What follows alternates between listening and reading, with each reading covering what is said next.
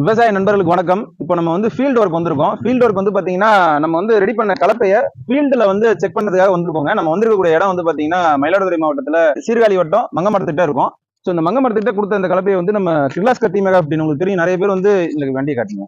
இது வந்து mega T15 வண்டி. ஸோ இந்த மெகா T15ல நம்ம இப்போ கலப்பை கொடுத்துருக்கோம். ஸோ அந்த கலப்பை எப்படி பெர்ஃபார்மன்ஸ் பண்ணிருக்கு அப்படின்ட்டு நம்ம விவசாயிகிட்டே கேட்க போறோம். என்ன எப்படின்னா இருக்கு ஓட்டுறதுக்கு எப்படின்னா இருக்கு? சூப்பரா இருக்கு. நல்லா இருக்கானே? நல்லா இருக்கு. இது எத்தனை அடி பார் வச்சிருக்கீங்க? இது 3 அடி 3.25 வச்சிருக்கீங்க. 3.25 வச்சிருக்கீங்க. இப்போ வந்து 3.25 வச்சு ஓட்டும் போது எந்த பிரச்சனையும் இல்லாம வண்டி வண்டி நல்லா இருக்குல்ல. இது வந்து கிர்லாஸ்கர் டி மெகா 15 வண்டி. இப்போ நீங்க பாத்துட்டு இருக்கீங்க. இப்போ வந்து இங்க கொஞ்சம் பாத்துலாம். ஸோ இந்த வண்டியில வந்து இந்த கலப்பை எப்படி மாட்டிருக்கு அப்படிங்கறத வந்து ஒரு டெமோ உங்களுக்கு காட்டுறேன். ஸோ இந்த கலப்பை தான் வந்து நம்ம அவங்களுக்கு கொடுத்தது. நம்ம வரத்துக்கு முன்னாடியே வந்து ஓட்டிட்டாங்க. ஏன்னா நம்ம லேட்டா தான் வந்தோம். அதனால தான் இந்த பெயிண்டிங் இல்லாம இருக்கு. மற்றபடி ஃபுல் கவர் வந்து இந்த பெயிண்டிங்ல தான் வரும். கிர்லாஸ்கர் வண்டியை பொறுத்த வரைக்கும் அதாவது சீட் அட்டாச்மெண்ட் இருக்கும். ஸோ சீட் அட்டாச்மெண்ட் அப்படியே கழட்டிட்டு அதுக்கு பதிலாக இந்த பைப்ல இந்த ரெட் கலர் மார்க் கொடுத்துருக்கோம்ல, இந்த ரெட் கலர் மார்க்ல வந்து நம்ம குறிச்சு ஓட்டணும். ஸோ இந்த மற்றபடி இந்த கிரீன் கலர் இருக்க பைப்லாம் சும்மா தாங்க இருக்கும். ஸோ இந்த ரெட் கலர் மார்க்கிங் கூட நீங்க ஏற்றி இறக்கிக்கலாம். எவ்வளவு தேவையோ ஹைட் வச்சுக்கலாம், கம்மி பண்றதுனா பண்ணிக்கலாம். ரெண்டாவது இங்க கொஞ்சம் கீழே வைங்க, வண்டியை கீழே வைங்க, கொஞ்சம் கீழே உட்காந்து இருப்போம். இப்போ வந்து பாத்தீங்கன்னா உங்களுக்கு தெரியுது இந்த வண்டி வந்து மட்டமா வரும். இப்போ வந்து பாத்தீங்கன்னா வண்டி வந்து இப்போ மட்டமா நிறுத்திட்டோம். உங்களுக்கு தெரியுதுங்க, வண்டி வந்து மட்டமா நிறுத்திட்டோம். இந்த மட்டமா நிறுத்திட்டு இப்போ இந்த கலப்பை இருக்குல்ல, இந்த கலப்பை வந்து பாத்தீங்கன்னா மட்டமா இருக்கும். இந்த மாதிரி மட்டமா இருந்தா மட்டும்தான் உங்களுக்கு வந்து பார் அணைக்கிறதுக்கு ஈஸியா இருக்கும். இப்போ உங்களுக்கு தெரியுது பார் அணைச்ச பகுதியை இப்போ பாருங்க.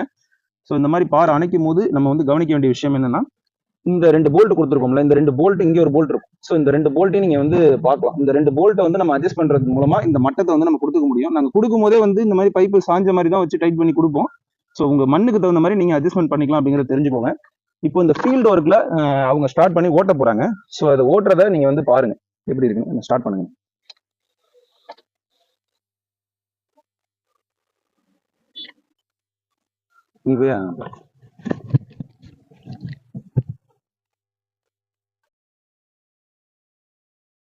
இப்போ பாருங்கள், இது வந்து 3 அடி வச்சுருக்காருங்க. பொதுவாக பருத்திக்கு வந்து 2.25 2.5 வைப்பாங்க. ஆனால் இந்த பருத்தி வந்து பார்த்திங்கன்னா 3 அடி பார் வச்சு ஓட்டிகிட்ருக்காங்க. இப்போ 3 அடி அப்படிங்கும் போது 3லேருந்து 4 அடி. இப்போ 4 அடிலாம் வந்து பார்த்திங்கன்னா வாழை கரும்பெல்லாம் ஓட்டுவீங்க. ஸோ அவங்களுக்கு இது யூஸ் ஆகும். விவசாய நண்பர்கள் இப்போ இந்த வீடியோ பார்த்துட்ருக்கீங்கன்னா மறக்காமல் இன்னொரு விவசாய நண்பருக்கு ஷேர் பண்ணுங்கள். இப்போ உங்களுக்கு தெரியுதுங்க எவ்வளோ அழகாக பார் போட்டுட்டு போயிட்டுருக்காங்க பாருங்கள். பொதுவாக இந்த மாதிரி பார் போடும்போது வந்து பார்த்திங்கன்னா செடிகளில் மோதுறதுக்கு காரணம் என்ன அப்படின்னா, பட்டம் வைக்கும் போதே ஒரு ஸ்ட்ரைட் லைன் வச்சு கயிறு கட்டி போடாமல் ஒரு சில பேர் என்ன பண்ணுவாங்க அப்படின்னா கொஞ்சம் முன்னுக்கு பின்னா போட்டு விட்டுருவாங்க. அப்படி போடும்போது அந்த செடிகள் வந்து பார் அணைக்கும் போது முன்னாடி இருக்கும். ஸோ அதில் மோதும், மற்ற செடிகளில் மோதாமல் போயிட்டுருக்கு பார்த்தீங்களா. ஸோ இந்த மாதிரியான பிரச்சனைகள்லாம் இருக்கிறதுக்கு காரணமே வந்து செடி வந்து முன்னுக்கு பின்னாக இருக்கிறதுனால தான். மற்றபடி வந்து பயிர் நேராக இருக்குது அப்படின்னா செடி மேலே மோதாமல் மண்ணை மட்டும் அணைச்சிக்கிட்டே போவோம். இப்போ நீங்கள் அதை தான் பார்த்துட்ருக்கீங்க. நம்ம வந்து கிர்லாஸ்கருக்கு மட்டும்தான் செய்கிறோமான்னு கேட்டால் கிர்லாஸ்கருக்கு மட்டும் இல்லைங்க, விஎஸ்டி, குபோட்டா, காம்கோ எல்லாத்துக்குமே ரெடி பண்ணி கொடுத்துட்ருக்கோம். நீங்கள் ஆர்டர் கொடுக்கும்போதே உங்கள் வண்டி என்ன அப்படிங்கிறத கிளியராக சொல்லி ஆர்டர் கொடுங்க. கொடுத்தீங்கன்னா கரெக்டான பைப்பு கரெக்டான சைஸுக்கு வந்துடும். இப்போது கிர்லாஸ்கருக்கு நம்ம இப்போ பண்ணிகிட்ருக்கிறது 7250 ரூபாய்க்கு பண்ணிகிட்ருக்கோங்க. சரிங்களா. ஸோ ஒவ்வொரு வண்டிக்கும் ரேட்டு மாறும், அதோட சைஸு எல்லாமே மாறும். ஸோ அது என்ன அப்படிங்கிறத நீங்கள் கிளியர் கட்டாக ஃபோன்லேயே கேட்டுக்கோங்க. உங்களுக்கு தேவைப்படுது அப்படின்னா இந்த வீடியோலேயே நம்பர் கொடுத்துருக்கேன், மறக்காமல் கான்டாக்ட் பண்ணி வாங்கிக்கோங்க. ஆர்டர் கொடுத்ததுலேருந்து 4லேருந்து 5 நாள் ஆகுங்க. ஏன்னா இப்போ சீசன் டைமு.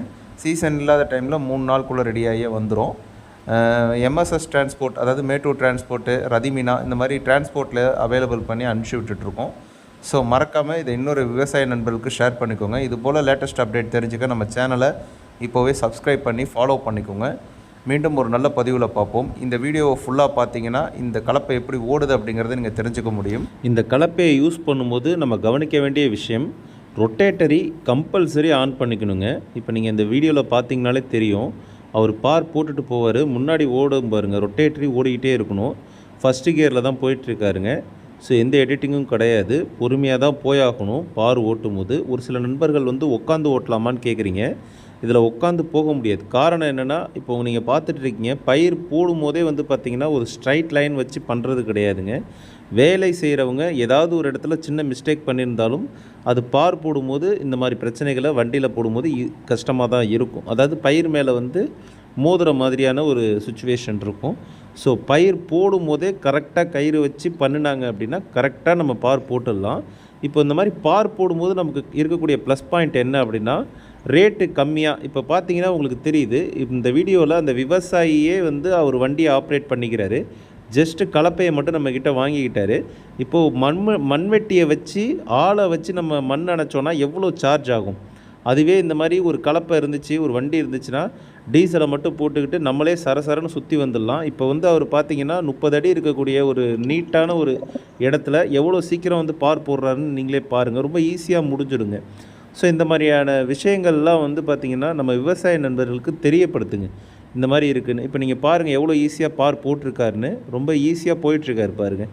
இதுவே ஒரு ஆளை வச்சு நம்ம செய்யணும்னா முடியுமா? ஸோ டைம் ஆகும், லேபர் காஸ்ட் அதிகமாகும், அதில் அதிகமாக நமக்கு நஷ்டமாகும். இந்த வீடியோ உங்களுக்கு பிடிச்சிருக்குன்னு நம்புகிறேன். மறக்காமல் சேனலை சப்ஸ்கிரைப் பண்ணி ஃபாலோ பண்ணிக்கோங்க. மீண்டும் ஒரு நல்ல